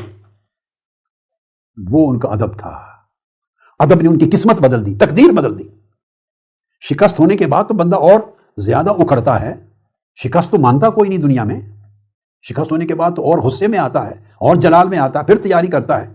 تو وہ ایک پہلی شکست پر سجدے میں گر کر کے ایمان لائیں، یہ دراصل نعمت تھی جو اللہ نے پہلے ہی فرعون کے منہ سے یہ لفظ نکلوا دیا تھا اور کہہ دیا تھا کہ وَإِنَّكُمْ لَمِنَ الْمُقَرَّبِينَ، تم مقربین میں سے ہو جاؤ گے۔ سو جادو کی شکست نے انہیں اللہ کا مقرب بنا دیا، مومن بنا دیا، اور یہ صرف جس عمل نے انہیں اس درجے تک پہنچایا وہ عمل ادب تھا۔ تو سن لیں، پہلا نقطہ یہ واضح ہوا، جیسے میں نے بتایا کہ مختلف عوامل ہیں، عناصر ہیں، جن عناصر سے اسباب جنم لیتے ہیں اور گزرگاہ بنا کے دل میں پہنچتے ہیں اور حجابات قائم ہوتے ہیں، اور وہ حجابات بندے کی اللہ سے دوری کا باعث بنتے ہیں۔ اب اس کے برعکس میں نے کہا وہ پہلا عنصر جو راستہ کھولتا ہے اور حجاب اٹھاتا ہے اور اللہ کے قرب کا باعث بنتا ہے یا قرب کی طرف لے جاتا، وہ ادب ہے۔ اب اس کے بعد دوسری چیز بتاتا ہوں۔ ادب کی بات آپ نے سن لی، اب ایک دوسرا عمل حضرت قیس العامری بیان کرتے ہیں کہ حضور نبی اکرم صلی اللہ علیہ وسلم نے ارشاد فرمایا کہ اللہ کے نبی حضرت داؤد علیہ السلام نے عرض کیا، اللہ کی بارگاہ میں حضرت داؤد علیہ السلام نے عرض کیا، قال یا رب علمنی شیئا اتقرب بہ الیک، اے اللہ مجھے کوئی ایسی چیز سکھا دے جس کے ذریعے مجھے تیرا قرب نصیب ہو جائے، کوئی ایسی ایک چیز سکھا دے جس سے قرب نصیب ہو جائے۔ اب یہ بات توجہ طلب ہے، ادب کی پہلی بات آپ کے ذہن میں آ گئی، وہ ادب الہی ہے، ادب رسالت مآب ہے، ادب صالحین ہے۔ ادب قرب کی طرف لے جاتا ہے، ہر عمل پر اس کی مقبولیت اور محبوبیت چھائی ہوئی ہے۔ ہر عمل جو ادب سے خالی ہے وہ نہ مقبول رہتا ہے نہ حسین رہتا ہے، یعنی ادب ہر عمل کو بھی حسین و جمیل بنا دیتا ہے۔ ادب زبان اور گفتگو کو حسین بناتا ہے، ادب بات چیت میں اثرات زیادہ بڑھا دیتا ہے، ادب تعلق میں خوشگواری پیدا کر دیتا ہے۔ جتنے آداب آپ کے اچھے ہوتے جاتے ہیں، آداب جمیلہ، اتنی قبولیت بڑھتی جاتی ہے۔ تو جیسے آپس میں بڑھتی ہے ویسے اللہ کی بارگاہ میں بڑھتی ہے۔ اچھے ادب والے کو بندہ قریب کرتا ہے، اس طرح اللہ بھی قریب کرتا ہے۔ اب اس کے بعد اگلی چیز، نیکسٹ، آپ نے بھی پوچھا کہ باری تعالیٰ کون سی چیز ہے جس کے ذریعے تیرا قرب مل جائے؟ قال نعم یا داؤد اعلمک شیئا، ہاں میرے داؤد میں تمہیں ایک چیز بتاتا ہوں جس سے میرا قرب ملے۔ قال وما ہوا یا رب، میرے مولا وہ کیا ہے؟ قال لا تغتب عبادی المسلمین، میرے بندوں کی کبھی چغلی نہ کرنا، یعنی میرے بندوں کی پشت پیچھے خرابی نہ بیان کرنا، لا تغتب غیبت نہ کرنا، ولا تحسد عبدا لی اذا رأیت فضل نعمتی علیہ، اور جب میرے کسی بندے کو دیکھیں اچھا ہے یا برا مگر اس پر میری نعمت دیکھیں کہ میں نے زیادہ دیا ہے، زیادہ کرم کیا ہے، زیادہ عزت دی ہے، زیادہ دولت دی ہے، زیادہ مال دیا ہے، زیادہ جاہ و منصب دیا ہے، کوئی نعمت دنیا کی آخرت کی اگر دیکھیں کہ آپ سے زیادہ دی ہے میں نے، تو میرے بندے کی نعمت زیادہ دیکھ کر اس پر کبھی حسد نہ کر، جیلس نہ ہو، بیک بائٹنگ نہ کر اور کسی پر جیلسی نہ کر، یعنی دل کو اتنا نرم اور اتنا وسیع بنا لے کہ نہ وہ کسی کی برائی دیکھے نہ کرے، برائی دیکھے تو اس کا تذکرہ نہ کرے اور اچھائی دیکھے تو اس پر کوڑے نہیں، کسی میں برائی دیکھے تو اسے بیان نہ کرے، زبان پر نہ لائے، اور کسی میں اچھائی اور بھلائی دیکھے تو اس پر دل نہ کوڑے، حسد نہ کرے۔ فرمایا اگر دل کو ایسا کر لے تو میرا قرب بڑا آسان ہے، میرا قرب نصیب ہو جائے گا۔ جب یہ آیت کریمہ حضرت یحییٰ بن معاذ جب وہ پڑھتے نحن اقرب الیہ من حبل الورید، ہر کس و ناکس، اچھے برے کافر مومن ہر جان کے شہرک کے بھی زیادہ قریب ہیں ہم، جب یہ آیت پڑھتے تو وہ کہتے ہیں میرے مولا شہرک سے بھی زیادہ قریب ہونا، یہ قرب تو نے ان لوگوں بھی عطا کر دیا ہے جو خود تیرے قریب نہیں ہوتے، جنہیں خود تیرا قرب نہیں چاہیے، تجھ سے دور ہیں، ان سے تو اتنا قریب ہے جو تجھ سے دور ہیں۔ تو مولا جو لوگ تیرے قریب آنا چاہتے ہیں اور قریب ہو گئے ان کے ساتھ تیرے قرب کا عالم کیا ہوگا؟ جو تجھ سے دور ہیں تو اتنا ان کے قریب ہے، اور جو تجھ سے دور نہیں رہے اپنی طاعتوں کے ذریعے، اعمال صالحہ کے ذریعے، سجدوں کے ذریعے، دل کی وسعت کے ذریعے، کشادگی کے ذریعے، دل کی طہارت کے ذریعے، ظاہر باطن کو صاف کرنے کے لیے صدق اور اخلاص کے ساتھ تیری طرف بڑھنا چاہتے ہیں اور بڑھ رہے ہیں، ان کے ساتھ تیرے قرب کا عالم کیا ہوگا؟ تو جو لوگ اللہ کے موافق ہو جاتے ہیں، یاد رکھیں جو دور ہیں وہ اللہ کے مخالف ہیں، یعنی اللہ کے امر کے مخالف، اللہ کے حکم کے مخالف ہیں، ان کی طبیعت اللہ کے احکام کے ساتھ مناسبت نہیں رکھتی، وہ دور ہو گئے۔ اور جو اللہ کے تابع دار وفادار ہو جاتے ہیں وہ اپنے دلوں میں طبیعتوں میں یہ تبدیلی لاتے ہیں کہ اللہ کا جو حکم ہے وہ ان کی طبیعت میں جگہ پاتا ہے، ان کی طبیعت راحت پاتی ہے، ان سے ان کی طبیعتیں موافق ہو جاتی ہیں۔ جیسے آپ آپس میں کہتے ہیں نا یہ دو بھائی ہیں کہ مگر ان کی طبیعتیں موافق نہیں ہیں آپس میں، یہ مجھے سردی موافق نہیں آتی، کوئی کہتا ہے مجھے گرمی موافق نہیں آتی، لفظ بولتے ہیں نا، مجھے یہ آب و ہوا، یہ موسم، یہ جگہ موافق نہیں ہے۔ موافق کا مطلب جان جس چیز سے راحت پائے، جان جس چیز میں سکون پائے، اطمینان پائے، اسے کوئی تنگی پریشانی ضرر نہ ہو، اس کو کہتے ہیں موافقت ہے۔ ریلیکس فیل کریں، اور جہاں آپ گھٹن فیل کریں، ریلیکس فیل نہ کریں، سکون اور راحت کمفرٹ زون نہ ہو جہاں، اس کو کہتے ہیں عدم موافقت یا مخالفت۔ اب یہ جو لفظ بول رہا ہوں، قرب الہی کا راستہ اس وقت کھلتا ہے جب آپ کے دل اور طبیعت میں اللہ کے احکام کے ساتھ موافقت پیدا ہو جاتی ہے، یعنی اب آپ اللہ کے احکام کی بجا آوری تکلفاً نہیں کر رہے ہوتے، یعنی اپنے آپ کو مجبور کر کے دھکیل کے نہیں لے جا رہے نماز کے لیے، نماز کا وقت ہو گیا اچھا چلو اب نماز پڑھ لیں، یعنی طبیعت زبان سے نہیں کر رہے، طبیعت کو مجبور کر کے اللہ کی غلامی، عبادت گزاری، بندگی، طاعت کی طرف نہیں راغب کر رہے، نہیں، طبیعت میں اتنی موافقت ہو گئی ہے اللہ کے ساتھ اور اللہ کے احکام کے ساتھ کہ آپ کو راحت ملتی ہے۔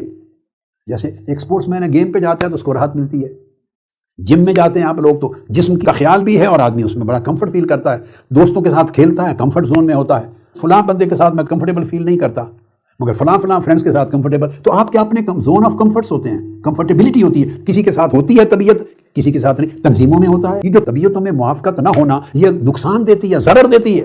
وہ طبیعتیں بڑی اعلیٰ ہیں کہ جو صرف خیر پر فوکس کر کے اپنی موافقت پیدا کر لیتی اور شر کو نظر انداز کرتی، کسی کی کمزوری ہے، برائی ہے، اس کو اگنور کر دیتی ہے، جو اس میں خیر کا پہلو ہے اس خیر کے پہلو سے اپنی خیر کی طبعی موافقت پیدا کر دیتی۔ یہ بڑا کام ہے کرنے والا۔ اگر موافقت اللہ کے احکام کے ساتھ ہو جائے تو قرب کا دروازہ کھلتا ہے۔ جب یہ پوائنٹ ذہن میں رکھ لیا، امام ابو سعد النیشاپوری نے تہذیب الاسرار میں بیان کیا، آپ فرماتے ہیں یہ حضرت ذوالنون مصری کا واقعہ ہے اور ایک نے حضرت یحییٰ بن معاذ کی روایت سے بھی بیان کیا۔ وہ فرماتے ہیں کہ میں کعبۃ اللہ کے حرم میں تھا، میں نے دیکھا ایک شخص کعبے کا طواف کر رہا ہے اور اس کا جسم نحیف ہے، کمزور جسم ہے، اور رنگ بھی اس کا زرد ہوا پیل ہے، جیسے خوف کی کیفیت ہے۔ میں اس کے قریب گیا، چہرے کی زردی دیکھ کر میں نے پوچھا فقلت لہ امحب انت، میں نے قریب جا کے اس سے پوچھا کیا آپ محبت کرنے والے محب ہیں، کیا آپ عاشق ہیں؟ یعنی آپ کو کسی سے محبت ہے؟ یہ پوچھا۔ جواب میں اس جوان نے مجھے کہا قال نعم، ہاں محبت ہے۔ پھر میں نے دوسرا سوال کیا، قلت حبیبک منک قریب ام بعید، کیا جو آپ کا محبوب ہے وہ آپ کے قریب ہے یا آپ سے دور ہے؟ قریب ہے یا دور ہے؟ قال قریب، اس نے جواب دیا میرا محبوب میرے قریب ہے۔ پھر میں نے سوال کیا فقلت موافق او غیر موافق، آپ کے ساتھ اس کی موافقت ہے یعنی خوش رہتا ہے آپ کے ساتھ، یا غیر موافق ہے، راضی رہتا ہے آپ سے یا ناراض رہتا ہے؟ قال موافق، میرے ساتھ بہت راضی رہتا ہے، بڑا موافق ہے۔ جب 3 سوال کر لیے تو میں حیران ہوا۔ پھر فقلت یا سبحان اللہ، میں نے کہا واہ مولا کیا تیری شان ہے، حبیبک منک قریب، اے بندے تیرا محبوب ہے اور تجھ سے قریب ہے، وَلَكَ موافق، اور تجھ سے راضی بھی ہے، وَأَنْتَ عَلَىٰ هَٰذِهِ الْحَالَةِ، پھر یہ خوف اور چہرے پر زردی اور یہ کیفیت کیوں ہے؟ پھر ایسی کیفیت کیوں؟ اس نے کہا اما علمت ان عذاب القرب والموافقت اشد من عذاب البعد والمخالفہ، انہوں نے کہا اللہ کے بندے تمہیں معلوم نہیں کہ قرب اور موافقت کا جو امتحان ہوتا ہے یہ دوری اور مخالفت کے امتحان سے زیادہ شدید ہوتا ہے۔ جو آدمی دور ہے اللہ سے اسے کیا امتحان ہے، وہ تو غافل ہو چکا ہے، اس پہ تو پردے پڑ گئے ہیں، اور جو اللہ سے دور ہے اور اللہ کے احکام کا مخالف ہے اور اللہ بھی اس سے ناراض ہے اور اس کے دل پر مخالفت نے اتنے پردے ڈال دیے ہیں کہ اس کو پرواہ ہی نہیں رہی، تو اس کو کیا پرواہ ہے؟ وہ کسی عذاب میں نہیں ہے، عذاب اس کا بعد میں آئے گا۔ یہ عذاب ضرور ہے کہ پردے پڑ گئے اور وہ دور ہو گیا اللہ سے، مگر جب بندہ اللہ کے قریب ہوتا ہے اللہ اس کو قرب دیتا ہے اور موافقت اور رضا دیتا ہے تو ہر وقت وہ دل کو اللہ کے سامنے محسوس کرتا ہے، اللہ اس کا مشاہدہ کر رہا ہے، اللہ اس کو دیکھ رہا ہے اور اس کے قریب ہے اور اس سے راضی ہے اور اس پر انعام کرتا ہے، تو اس سے جو حیا پیدا ہوتی ہے، حیا، اس حیا کا امتحان اور آزمائش دنیا کی سب آزمائش سے بڑی۔ اس آزمائش میں یہ ہوتا ہے کہ کہیں مجھ سے بے ادبی نہ ہو جائے، کہیں مجھ سے خطا نہ ہو جائے، کہیں میں اپنے محبوب کو ناراض نہ کر بیٹھوں، کہیں اس کی موافقت کم نہ ہو جائے۔ یہ جو ہر لمحہ یہ کھٹکا رہتا ہے یہ انسان کو پریشان رکھتی ہے۔ اگر یہ پریشانی آپ کے قلب کو دل کو لاحق رہے تو سمجھیں اللہ پاک نے آپ کو اپنے چشمہ قرب میں سے کچھ چند قطرے دے دیے ہیں، اپنے قرب کا حصہ عطا کر دیا، کیونکہ یہ ساری چینجز آپ نے لانی ہے۔ حضرت ابو بکر الوراق بیان کرتے ہیں من ناظر الی اللہ عز وجل بقلبہ قریبا بعد من کل شیء سوی اللہ تعالی، کہ جب پھر بندہ اپنے دل کو اللہ کے قریب کرتا ہے تو جب اس کو قرب الہی ملتا ہے تو اللہ کے سوا ہر شے اس کے دل سے دور ہو جاتی ہے۔ کسی شے کی تمنا، کسی شے کا حرص، کسی شے کا لالچ، کسی شے کے لیے تڑپ اتنی نہیں رہتی جو لطف اور مزہ اور کیفیت اور سرور اللہ کی قربت میں نصیب ہوتا ہے۔ اور پھر قرب کی مثال کے طور پر اس کی علامات میں سے اور قرب کے معنی میں سے ہے کہ اللہ سے دور کرنے والی ہر شے اور اللہ کے ہر خیر کا دل سے علاقہ اور تعلق منقطع ہو جاتا ہے، دل سکون میں چلا جاتا ہے، منقطع کر لیتا ہے دل۔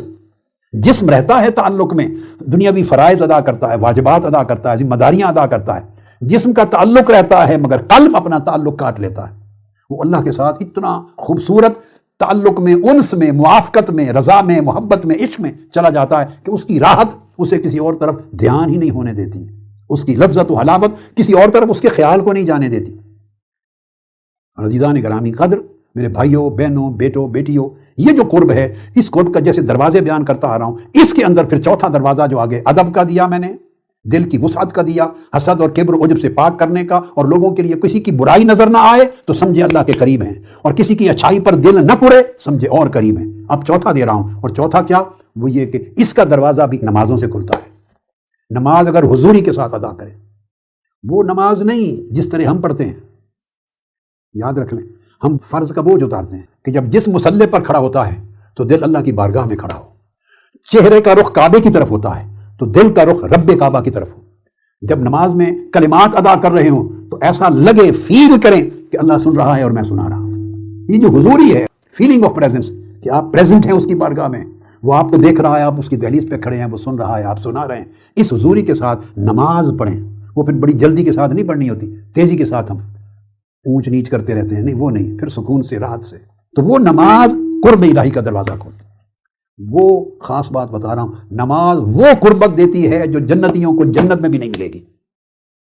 اللہ کا دیدار ملے گا جنت میں، مشاہدہ حق ہوگا، اس کے حسن مطلق کا جلوہ ہوگا، دیدار ملے گا، مگر قرب کی جو لذت نماز دیتی ہے، اگر نماز حضوری کے ساتھ ہو، جنتی بھی اس کے مشتاق ہوں گے۔ اس لیے نماز کو مومن کی جنت نہیں کہا، بولیے، نماز کو مومن کی جنت نہیں کہا، مومن کی معراج کہا ہے، کیونکہ جنت عرش کے نیچے ہے، 7 آسمان ہے نا، چھٹے 7ویں آسمان پر جنت عرش کے نیچے ہے، آخری آسمانوں پر ہے، اور معراج عرش سے اوپر ہے۔ اگر معراج کی کیفیت ہو جائے تو بندہ مادہ اعلیٰ اور آسمانی فضاؤں سے بھی اوپر نکل جاتا ہے، لا مکان میں چلا جاتا ہے، معراج عالم لا مکان میں ہے۔ ثم دنا فتدلی فکان قاب قوسین او ادنی، وہ قرب کا مقام ہے۔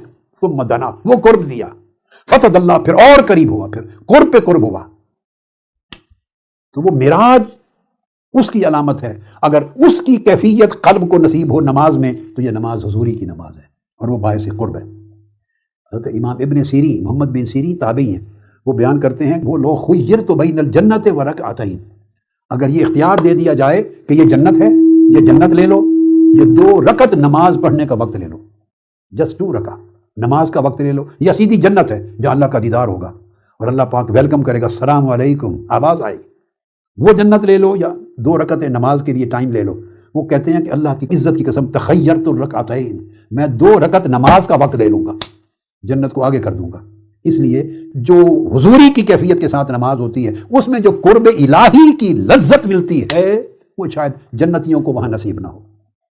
اور حضرت محاسبی بیان کرتے ہیں کہ قرب یہ ہے بندہ کس طرح کہ اپنی اطاعت میں، القرب ان یتقرب العبد الی اللہ سبحانہ بالطاعات، کہ بندہ اپنی طاعتوں اور عبادات کے ذریعے، نیکیوں کے ذریعے آگے قدم بڑھاتا ہوا اللہ کے قریب ہوتا چلا جائے۔ اور کسی سے پوچھا، عارفین نے کہا کہ قرب الہی کو کیسے تعین کریں، فیل کریں؟ فرمایا شغل القلب باللہ، دل اگر اللہ کے ساتھ ہر وقت مشغول رہے، بس اللہ کے ذکر کے ساتھ ہر وقت اللہ کی یاد دل میں غالب چھائی رہے، اللہ کی رضا کی کیفیت رہے، اللہ کی طاعت لذت پیدا کرے، اس کے قرب اور اس کے حیا کا احساس رہے، اس کے مشاہدہ کا کہ آپ کے دل کو تک رہا ہے، تو اگر ہر وقت دل اللہ کے ساتھ مشغول رہے، مشغول، تو فرمایا اس دل کو اللہ کا قرب نصیب ہو گیا ہے۔ اور یہ فرمایا کہ اللہ تبارک و تعالیٰ یعنی اتنا ہی قریب ہوتا ہے ان لوگوں کے کہ جتنا اس بندے کا دل اللہ کے قریب ہوتا ہے۔ اولیاء اور عرفاء کہا کرتے تھے، مقربین کہا کرتے تھے، کہتے ما نظرت الی شیء الا ونظرت اللہ تبارک و تعالی اقرب الی منہ، میں نے زندگی میں جس چیز کو بھی قریب سے قریب کر کے بھی دیکھا ہے، فرماتے اللہ کی عزت کی قسم اللہ کو اس سے بھی قریب دیکھا ہے۔ یعنی دل کی آنکھ کھل جاتی ہے دل میں، اور آنکھ اپنے انداز کے ساتھ اللہ کے لطف و کرم کو اور اللہ کے انعام کو دیکھتا ہے اپنے قریب۔ حضرت ابو سلیمان الدارانی جلیل القدر تابعین میں سے، صوفیاء، اولیاء اور عارفین میں سے ہوئے۔ ان سے کسی نے پوچھا کہ اے ابو سلیمان الدارانی، کون سی چیز ہے جو بہت زیادہ اللہ کے قریب کر دے؟ ایسی چیز بتائیں جس کے ذریعے اللہ کا بہت قرب مل جائے۔ آپ رو پڑے، یہ ان لوگوں کا حال تھا، رو پڑے، رو کے فرمایا کہ آج وہ زمانہ آ گیا ہے کہ یہ سوال میرے جیسے لوگوں سے پوچھا جا رہا ہے۔ تواضع اور انکساری دیکھی، یہ بہت جلیل اور قدر اولیاء میں سے تھے، اولیاء و صالحین میں سے، اور جو زمانہ تابعین، اتباع التابعین پایا، سلف صالحین میں، کہ آج میرے جیسے لوگوں سے یہ بات پوچھی جا رہی ہے۔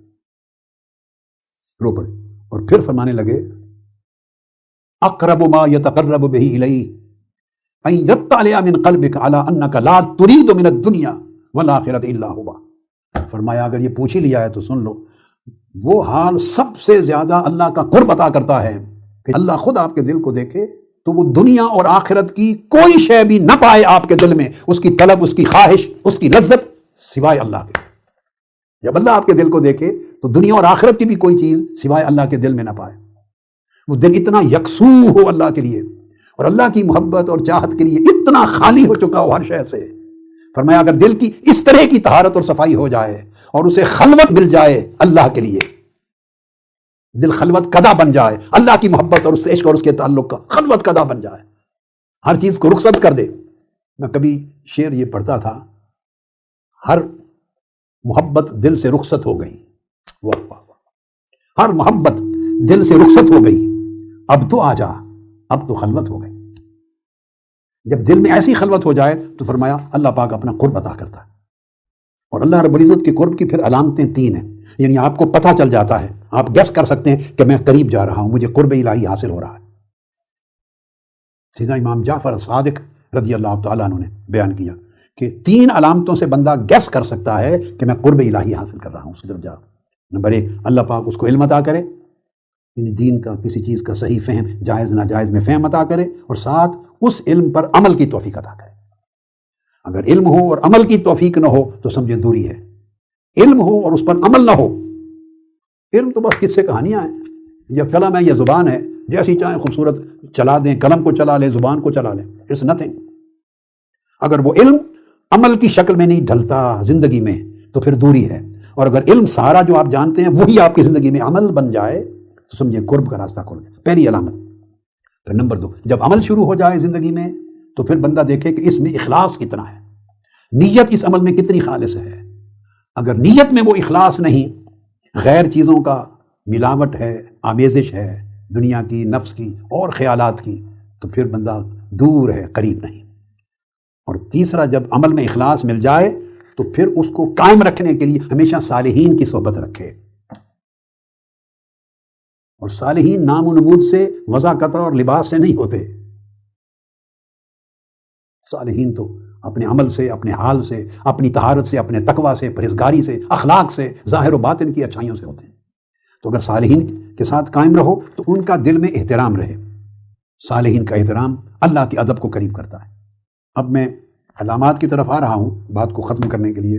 حضرت رابعہ بصری رضی اللہ تعالیٰ عنہا، ان سے پوچھا گیا کہ اللہ کا قرب کیسے پایا آپ نے، اللہ کا قرب کیسے نصیب ہوا؟ وہ فرماتی ہیں کہ 10 سال تک میں اللہ کے خوف سے روئی، اللہ کے خوف سے، اس کی ناراضگی کے ڈر سے، اس کے عذاب کے ڈر سے 10 سال روئی اس کے خوف سے۔ پھر جب خوف کا رونا ختم کیا 10 سال کے بعد تو اگلے 10 سال اس کی رحمت کی امید پر روئی کہ واہ واہ واہ، اس نے مجھے بخش دیا، مغفرت کر دی، یا بخش دے گا، مغفرت کر دے گا، معاف فرما دے گا میرا مولا، عذاب ختم کر دے گا۔ یہ جو امید تھی، رجا، 10 سال اس امید کے ساتھ روئی، تعلق جوڑے رکھا۔ پہلے 10 سال خوف کا تعلق جوڑا، روتی رہی، اگلے 10 سال امید کا تعلق جوڑا، روتی رہی۔ جب وہ بھی 10 سال پورے کیے تو پھر اگلے 10 سال یعنی 30 سال بن گئے، اگلے 10 سال اس سے ملاقات کے شوق میں روئی۔ ہائے ہائے، کب ملاقات ہوگی، کیسے ملاقات ہوگی، اس ملاقات کا حال کیا ہوگا، میرے مولا کب ملاقات ہوگی۔ 10 سال اس کی ملاقات کے شوق میں روئی، جب 30 سال اس طرح ختم کیے تو مجھے اس نے قرب عطا کر دیا، اس سے قرب نصیب ہو گیا۔ حضرت مالک بن دینار اپنے نفس کو خطاب کرتے ہیں، میرے نفس، کیا تو چاہتا ہے کہ اللہ کا پڑوسی بن جائے، چاہتا ہے کہ اللہ کے قریب ہو جائے، اللہ تجھے اپنی قربت سے نوازے، اور تو چاہتا ہے کہ اللہ تجھے اپنا دیدار عطا کر دے؟ اپنے نفس کو مخاطب ہوتے اور پھر کہتے، ہاں اگر اللہ کا قرب اور دیدار چاہتے ہو تو مجھے بتاؤ اس اللہ کے قرب کی خاطر کون سی خواہش ہے اپنے نفس کی جو تم نے چھوڑ دی ہے، اس کے قرب کے لیے کون سی شہوت اور خواہش جو تم نے ترک کر دی ہے، اور کتنی دوریاں تم نے قائم کر رکھی ہیں اللہ سے، کون سی ایک دوری ہے جس کو تم نے قربت میں بدل دیا ہے۔ قربت میں کون سا اللہ کا ولی ہے جس سے تم نے اللہ کے لیے پیار کیا ہے، اور کون سا اللہ کا دشمن ہے جس کے ساتھ تم نے اللہ کے لیے دشمنی کی ہے، کون سا غصہ ہے جو تم اللہ کے لیے پی گئے ہو، ضبط کر گئے ہو، کون سی معافی ہے جو تم نے کسی کو اللہ کے لیے دے دی ہے۔ یہ سارا کہتے کہتے پھر ان پر غشی ہو جاتی اور بے ہوش ہو جاتے۔ حضرت مالک بن دینار، لوگوں جو مقرب ہوئے، جنہوں نے قرب پایا، اس طرح پایا، ایسے حالات اور احوال کے ساتھ پایا۔ ایک شخص حضرت امام حسن بصری کی خدمت میں آتا ہے، امام حسن بصری سے کہتا ہے کہ میری ایک بیٹی ہے، ہر وقت اللہ کی یاد میں، اللہ کے خوف میں، اللہ کے عشق میں، اس کی تڑپ میں روتی رہتی ہے، اور اتنی مدت ہوئی کہ روتے روتے اب اس کی بینائی جا رہی ہے، آنکھوں کی بینائی جا رہی ہے۔ آپ آ جائیں، اس کو کچھ سمجھائیں، دعا بھی فرمائیں، سمجھائیں، تاکہ وہ اپنی آنکھوں کی بینائی بچا لے۔ حضرت امام حسن بصری اس کے ساتھ چلے گئے، جا کے اس بیٹی سے پوچھا کہ بیٹی اپنے آپ پر کچھ رحم کر، کچھ نرمی کر، اتنا کیوں روتی ہو، اتنی پریشان کیوں کرتی ہو؟ اس بیٹی نے جواب دیا، ہے استاذ، اے میرے شیخ امام حسن بصری کو، میرے شیخ، میں سوچتی ہوں کہ میری آنکھوں کی حالت 2 حالتوں میں سے ایک ہوگی، 2 حالتوں میں سے ایک حالت ہوگی۔ ایک حالت یہ ہو سکتی ہے کہ اللہ کے دیدار کے قابل ہوں میری آنکھیں، سبب بتا رہی ہیں رونے کا۔ ایک حالت یہ کہ اللہ کے دیدار کے قابل ہوں گی، ان آنکھوں کو دیدار نصیب ہوگا، وہ انہیں اس قابل ٹھہرائے گا کہ آؤ حجاب اٹھا دو، اس میری عاشقہ کو دیدار دے دو میرا۔ دوسرا چانس یہ ہے کہ فیصلہ کر دے یہ آنکھیں اللہ کو تکنے اور اس کا دیدار کرنے کے قابل نہیں ہیں۔ تو فرماتی ہیں اگر میری آنکھیں اس کے دیدار کے قابل نہیں ہوں گی، جو دیدار کا دن آئے گا، جو دیدار کا وقت آئے گا اس کے دیدار کے قابل نہیں تو پھر انہیں نابینا ہی ہو جانا چاہیے، پھر ان کی بینائی رہنی نہیں چاہیے۔ کیوں بینا رہیں؟ اگر اس کے دیدار کے قابل نہیں ٹھہرائی جائیں گی تو نابینا ہو جائیں۔ اور پھر سوچتی ہوں کہ اگر یہ دیدار کے قابل ہوں گی اور ان سے پردہ اٹھایا جائے گا اور انہیں دیدار کرایا جائے گا تو پھر میں روتی اس لیے ہوں کہ اے میری آنکھوں تم 2 ہو 2000 آنکھیں ہوں تو سب قربان کر دوں اس نصیب پر کہ تمہیں مولا کا دیدار عطا ہوگا۔ پھر میں ان کی خوش نصیبی پہ روتی ہوں۔ اگر دیدار نہیں کر سکتی تو بد نصیبی پہ روتی ہوں، اور اگر دیدار نصیب ہوگا تو خوش نصیبی پہ روتی ہوں۔ دیکھیے جب قرب ہو جاتا ہے تو احساسات بدل جاتے ہیں، تصورات بدل جاتے ہیں، آدمی کی سوچ کا رخ بدل جاتا ہے، زاویے بدل جاتے ہیں، ہماری سوچیں ہی نہیں بنتی۔ عشق کا تعلق جب اللہ سے قائم ہوتا ہے اور قرب الہی نصیب ہوتا ہے اور اس کی لذت اور حلاوت میں سے آدمی کچھ جام پیتا ہے تو ویو پوائنٹ بدل جاتا ہے، یوں سوچتا ہے انسان۔ تو امام حسن بصری اٹھ گئے، فرمایا کہ بیٹی میں تو تمہاری درد کا مداوا کرنے آیا تھا مگر خود سراپا درد بن کے جا رہا۔ واہ واہ واہ، تمہارے درد کا مداوا کرنے آیا تھا، تمہاری بات سن کر سراپا درد ہو کے جا رہا ہوں۔ میں تمہارا طبیب اور معالج بن کے آیا تھا، اب خود مریض ہو کے جا رہا ہوں۔ یہ ہے کیفیت جب قرب الہی نصیب ہوتا ہے تو اس کے اثرات ہوتے ہیں، اس سے سوچ بدلتی ہے، اس سے خیالات بدلتے ہیں انسان کی زندگی میں۔ اور یہ تبھی ہوتا ہے کہ جب آدمی اپنی جو بشریت ہے، انانیت ہے، اس کے پنجرے سے باہر نکلتا ہے۔ اے بندے، اے انسان، جب تک تو اپنے نفس اور نفسانیت سے خروج نہ کرے، ہجرت نہ کرے، باہر نہ نکلے اس نفس اور نفسانیت کے وطن سے، نفسانیت کے دیش سے جب تک خروج نہ کرے، یہ جو بشری اوصاف ہیں اور نفسانی شہوات ہیں ان کا لبادہ ہے، یہ ایک وطن ہے جس کے ساتھ تو مانوس ہو گیا ہے، طبیعت راحت پا گئی ہے۔ جب تک ان کو ترک نہ کرے اور اس وطن سے باہر نہ نکلے اس وقت تک تیری بندگی کا مقام متحقق نہیں ہوتا، بندگی مضبوط نہیں ہوتی۔ اور جب تک وہ بندگی قائم نہ ہو تو تمہارے اوپر قرب کا راستہ نہیں کھلتا۔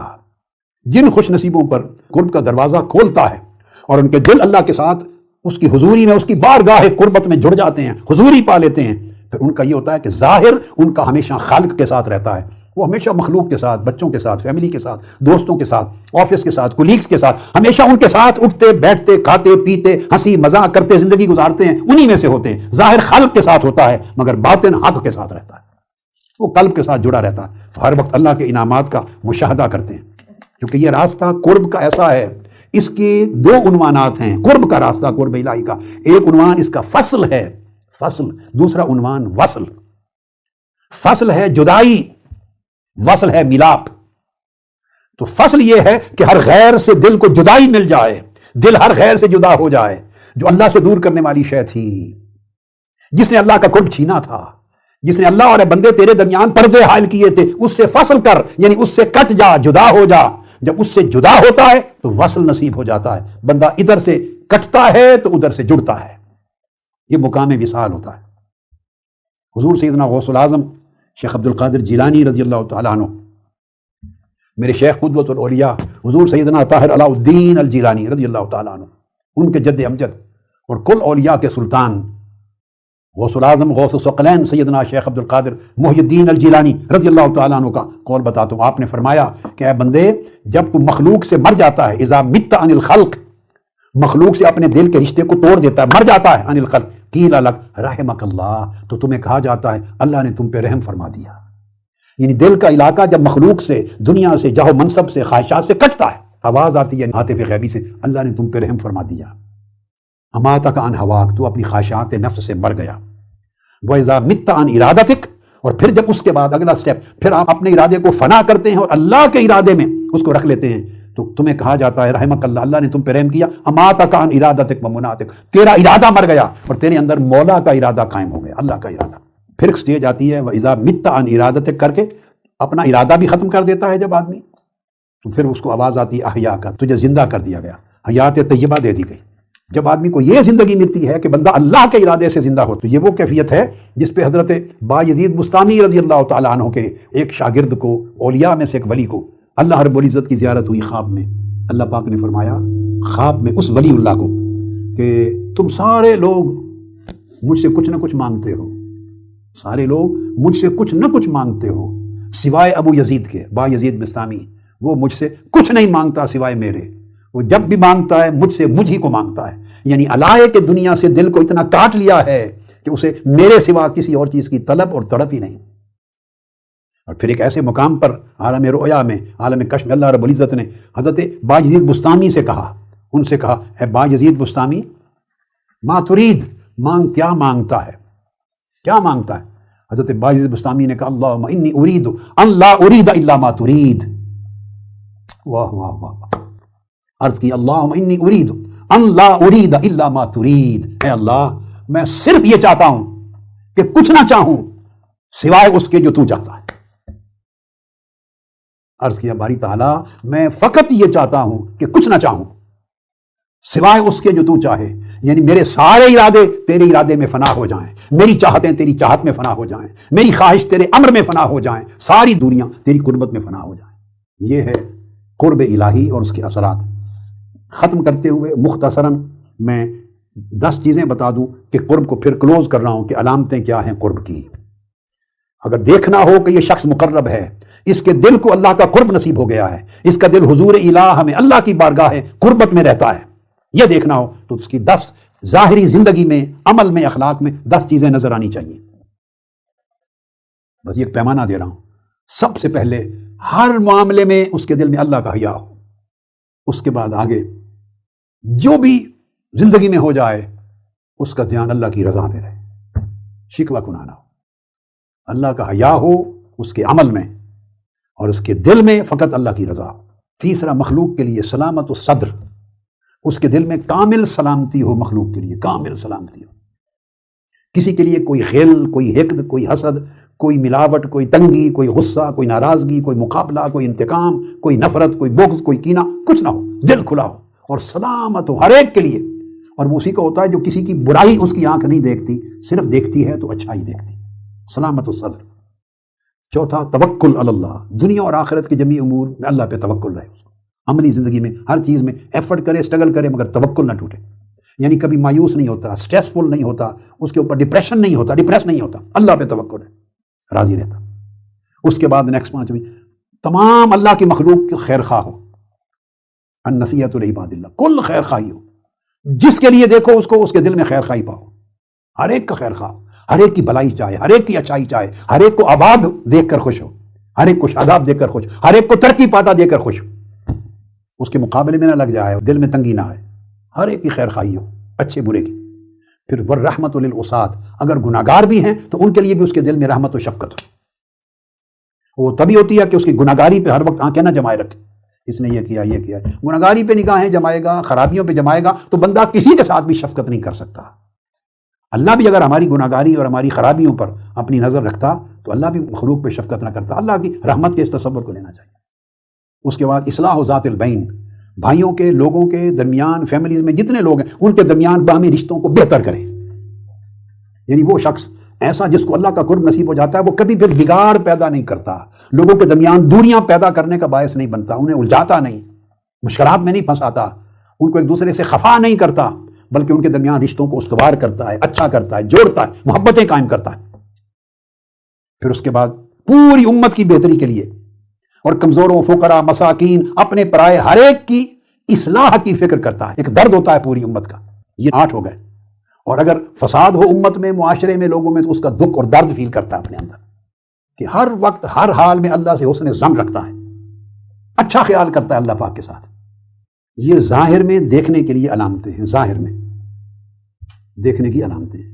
یہ علامتیں ظاہر میں نظر آئیں یا بندہ خود اپنے اندر فیل کرے تو وہ اندازہ کر لے کہ اللہ پاک نے اس کو دوری کے عذاب سے اور سزا سے بچا لیا ہے اور قربت کی طرف اللہ پاک نے اس کا سفر شروع کروا دیا۔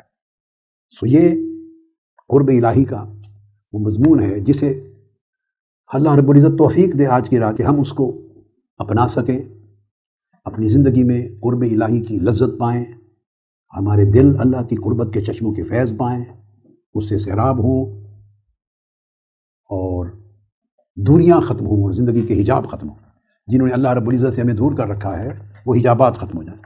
اللہ رب العزت ہمارے حال پہ کرم فرمائے اور ہمیں زندہ دل بنائے اور ہمارے دلوں کو کامل صحت اور سلامتی عطا کرے۔ وما علینا الا البلاغ، والسلام علیکم ورحمۃ اللہ وبرکاتہ۔